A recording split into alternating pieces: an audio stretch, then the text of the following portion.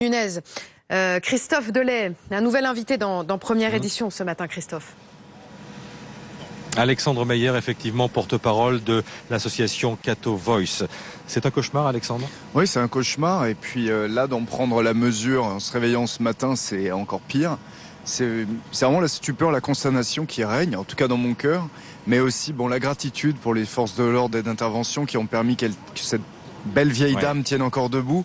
Mais la tristesse d'imaginer cette forêt de bois centenaire, multicentenaire qui est partie en fumée, ce clocheton Viollet-le-Duc, qu'est-ce qui va en rester à l'intérieur? J'ai vu les premières images, les pompiers qui baignent dans 20 cm d'eau, ça me fend le cœur et pourtant je me dis elle est encore là malgré toutes les vicissitudes du temps, ça veut peut-être dire qu'elle est encore là pour longtemps. C'est une amie qui nous quitte, disait joliment Stéphane Bern il y a quelques heures. Je pense qu'au moment où il a vu lui le brasier se déclarer, il a dû se dire c'est perdu.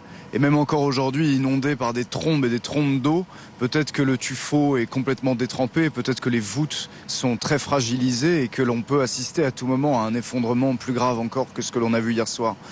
Qui nous quitte, je veux croire que pas encore, qu'elle sera bien sûr restaurée, rebâtie, qu'on lui rendra sa superbe. Parce qu'au fur et à mesure des siècles qu'elle a connus, elle en a connu des périodes très difficiles dans sa vie. La Commune, la guerre, la Révolution française qui a failli complètement la démanteler et en faire une carrière de pierre.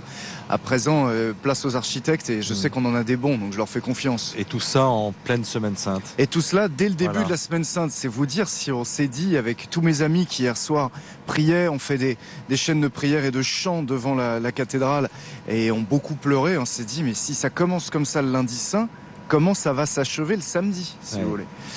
Mais est-ce que vous êtes surpris, Alexandre, par l'émotion qui est évidemment partagée par les chrétiens, mais bien au-delà. Je vais vous dire pas vraiment, parce que c'est vraiment le symbole de l'humanité. Dans le village global dans lequel on habite, c'est un peu le clocher de la paroisse, le clocher de l'église, de la place de ce village global qui vient de partir en fumée sous nos yeux, et on a tous dans le cœur un souvenir lié à cette cathédrale. Moi, j'y ai été baptisé, donc je m'en rappelle pas. Mais j'y ai fait tant de rencontres, passé tant de belles soirées de prière, mais aussi pour tous ces beaux chants, pour l'orgue, pour la maîtrise du chœur de Notre-Dame, qui est réputée dans le monde entier, et pour laquelle des gens réservent leur place des semaines et des semaines à l'avance, prévoient lorsqu'ils viennent en France de s'y arrêter, passer une soirée dans la pénombre, observer cette nef, ce grand vaisseau de pierre prêt à s'envoler, à vous emmener vers le ciel. Je pense que c'est tout ça. Puis 14 millions de visiteurs chaque année, le monument le plus visité de France. Bien sûr que ça laisse à chacun un petit goût amer de le voir partir en flammes. Merci infiniment pour votre témoignage et vous avez rendu hommage il y a quelques instants aux pompiers de Paris.